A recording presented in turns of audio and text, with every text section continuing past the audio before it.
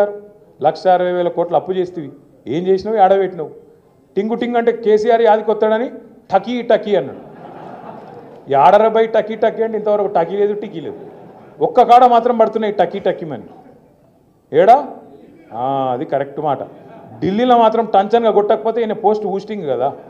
పీక్తుంది తెల్లారు లేచే వరకు కాంగ్రెస్లో ఎవడు కుర్చీ ఎవడు గుంచుతాడో తెలియదు అక్కడ మాత్రం పైసలు దన్ దన్ పడుతున్నాయి ఏడా రాహుల్ గాంధీ ఖాతాల ఢిల్లీ పెద్దల ఖాతాల మాత్రం ఇక్కడ జరుగుతున్న దోపిడీని మంచిగా అక్కడికి పైసలు తీసుకుపోయి మాత్రం ఢిల్లీలో వంచుతాను నేను అడుగుతున్నా ఒకసారి యాడ్ చేసుకోండి మీరు నేను అపరిచితుడని ఉత్తగానే అంటలేను రేవంత్ రెడ్డి గారిని ఓ దిక్కేమో కేసీఆర్ ఉద్యోగాలు ఇవ్వలేదని రేమో అంటాడు రాము అనేటోడేమో అదే కాగితాలు పట్టుకొని మళ్ళా తెల్లారి కేసీఆర్ ఇచ్చిన ఉద్యోగాలకే ఈయన పత్రాలు ఇచ్చుకుంటా పోజులు కొట్టుకుంటా ఆయన నిలబడతాడు కేసీఆర్ ఆనవాళ్ళు లేకుండా చేస్తా అంటాడు ఎవడు రెమో రాము ఏం చేస్తాడు అందాల పోటీల కంటెస్టెంట్లను మన సచివాలయం కాడికి ఆడికెళ్ళి సీదా మన కమాండ్ కంట్రోల్ సెంటర్ కాడికి ఆడికెళ్ళి మన టీ హబ్కు ఆడికెళ్ళి బుద్ధవనానికి ఆడికెళ్ళి ఆఖరికి యాదగిరి గుట్టకు కూడా తీసుకుపోయి యాదాద్రికి కూడా తీసుకుపోయి మళ్ళా ఆడ ఫోటోలు దింపుతాడు మరి కేసీఆర్ ఆనవాళ్ళు లేకుండా చేస్తా అంటివి కదా మరి మీరేమైనా కట్టింది ఉంటే ఏమైనా పొడిచింది ఉంటే మీరు చూపెట్టకపోయినావు మరి తీసుకుపోయి కాంగ్రెస్ వాళ్ళం 55 ఏళ్ళలో ఇవన్నీ కట్టినామని చూపెట్టకపోయినావు అయితే అప్పుడు నిజాం కట్టిన చార్మినార్ ఉంది లేదా మళ్ళీ కేసీఆర్ కట్టినవనే తప్ప మధ్యలో 55 ఏళ్ళు ఏమీ లేదు అనే మాట కూడా స్పష్టంగా తేలిపోయింది ఇంకా ఆలోచన చేయండి ఈ మనిషికి ఒక వ్యాధి ఉంది రేవంత్ రెడ్డికి మల్టిపుల్ పర్సనాలిటీ డిసార్డర్ అంటారు ఒకడే మనిషి 4 లెక్క నటిస్తాడు అన్నట్టు మనకు ఉంది అది అప్పుడే ఇట్లంటాడు అప్పుడే అట్లంటాడు అప్పుడే కూలేశ్వరం అయిపోయింది కొట్టుకుపోయింది అంటాడు ఇంకో దిక్కేమో అదే కాళేశ్వరంలో కొండపోచమ్మ సాగర్కి వెళ్ళి హైదరాబాద్కి నీళ్లు తెస్తా అంటాడు అయితే అదన్న కావాలి లేకపోతే ఇదన్న కావాలి రెండిట్లయితే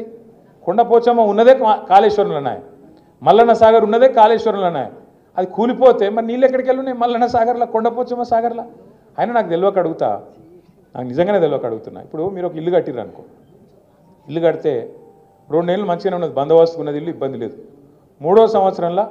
వాడో వీడో లట్టుగాడో పొట్టుగాడో ఏదో దొంగ పని చేసిండు మొత్తానికి పక్కింటోడు ఏదో బ్లాస్టింగ్ చేసిండు ఏదో ఒకటి చేసిండు మీ ఇంట్లో చిన్న పర్రె పడ్డది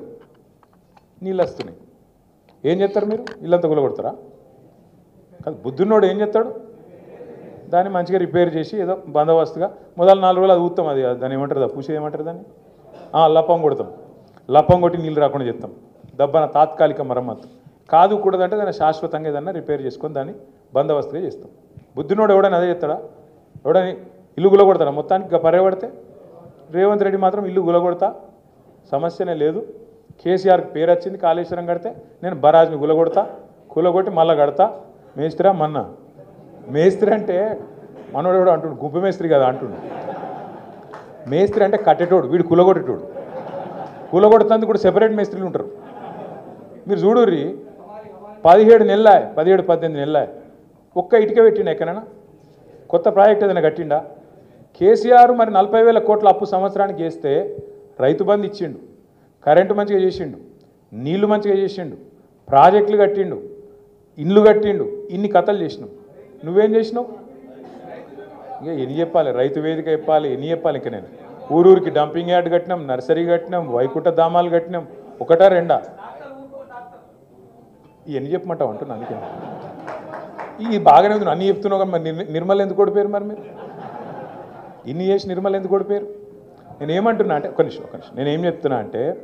మీరు దయచేసి ఒకటి గుర్తుపెట్టుకోండి నిర్మల్లో కానీ ముదోల్లో కానీ ఇంకొకటి పని అంతటా అయింది ఫలితాలు కొన్ని చోట్లనే వచ్చినాయి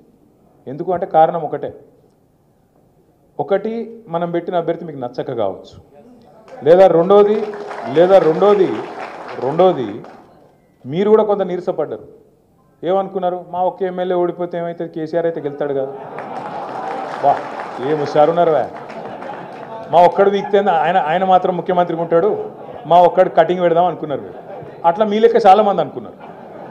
దాంతో ఏమైంది మొదటికి మోసం వచ్చింది అక్కడ లంగలు దొంగలు కూర్చున్నారు కేసీఆర్ను దొర అని తిడితిరి ఇప్పుడు దొంగని తీసుకొచ్చి కూర్చోబెడితే ఏం చేస్తాం మరి ఇంకా 4 ఏళ్ళు భరించాలి అందుకే మీ అందరితో నా ప్రార్థన ఏంటంటే మనం కేసీఆర్ గారి నాయకత్వంలో 76-77 ఏళ్లలో ఈ భారతదేశంలో ఇంకా కూడా చాలా రాష్ట్రాలు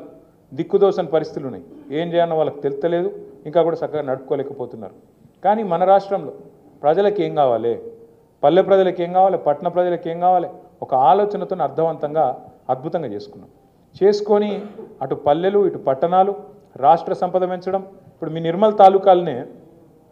ఆ రోజు కేసీఆర్ గారు 2014లో ముఖ్యమంత్రి అయినప్పుడు ఒక ఎకరం భూమి ఎంత విలువ,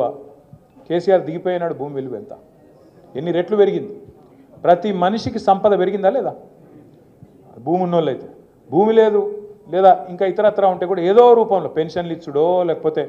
కళ్యాణ లక్ష్మి ఇచ్చుడో, కేసీఆర్ కిట్ ఇచ్చుడో, రైతు బంద్ వేసుడో, ఇంకోటి రైతు బీమా ఇచ్చుడో, ఏదో ఒక రూపంలో ప్రతి మనిషికి ఏదో ఒకటి సాయం అందింది. ఆఖరికి ఒక ముస్లిం కుటుంబం ఉంటే రంజాన్కు పైసలు ఉన్నాయో లేవో అని చెప్పి వాళ్ళకు కొత్త బట్టలు పెట్టిండు కేసీఆర్. రంజాన్ తోఫా అన్నాడు దాని పేరు. బతుకమ్మ చీర ఇచ్చి దసరా అప్పుడు ఆడబిడ్డలకు బతుకమ్మ చీరలు ఇచ్చిండు. క్రిస్టియన్లు అయితే క్రిస్మస్ అప్పుడు క్రిస్మస్ కానుక ఇచ్చిండు. అట్లా కులం మతం పంచాయతీ పెట్టలే, అందరిని మనుషులు లెక్క చూసుకున్నాడు, పేదోళ్ళం కూడా కడుపులో పెట్టుకొని చూసుకున్నాడు. మీ నిర్మల్ తాలూకా ప్రజల చిరకాల కోరిక మా జిల్లా మాకు కావాలి, మంచిర్యాలలో కోరిక మా జిల్లా మాకు కావాలి, అట్లే అక్కడ ఉండే గిరిజనుల కోరిక ఆసిఫాబాద్ కుమరం భీంలా మా జిల్లా మాకు ఉండాలి, మా తాలూకా కాదు మా జిల్లా ఉండాలంటే మీ పాత ఆదిలాబాద్ జిల్లాలో నిర్మల్ జిల్లా చేసిండ్రు, మంచిర్యాల జిల్లా చేసుకున్నాం, ఆసిఫాబాద్ కుమరం భీం జిల్లా చేసుకున్నాం, 4 జిల్లాలు చేసుకున్నాం. ఎక్కడికో ఆదిలాబాద్కి పోయి కలెక్టర్నో లేకపోతే ఎస్పీనో కలిసే అవసరం లేకుండా మీ కాడనే మీ దగ్గరనే పెద్ద పెద్ద ఆఫీసర్లను తీసుకొచ్చి జిల్లా అధికారాన్ని మీ గడప ముంగట పెట్టినాం. అట్లే జీవితంలో మీరెన్నడూ ఊహించి ఉండరు, నిర్మల్ జిల్లా కేంద్రంలో, నిర్మల్ తాలూకా కేంద్రంలో ఒక మెడికల్ కాలేజ్ వస్తుంది, ఒక నర్సింగ్ కాలేజ్ వస్తుంది, మా పిల్లలు మా దగ్గరనే చదువుకుంటారు, డాక్టర్లు అవుతారు అని మీరు అనుకోలే. కానీ చేసిండు కేసీఆర్. తెలంగాణ రాకముందు 5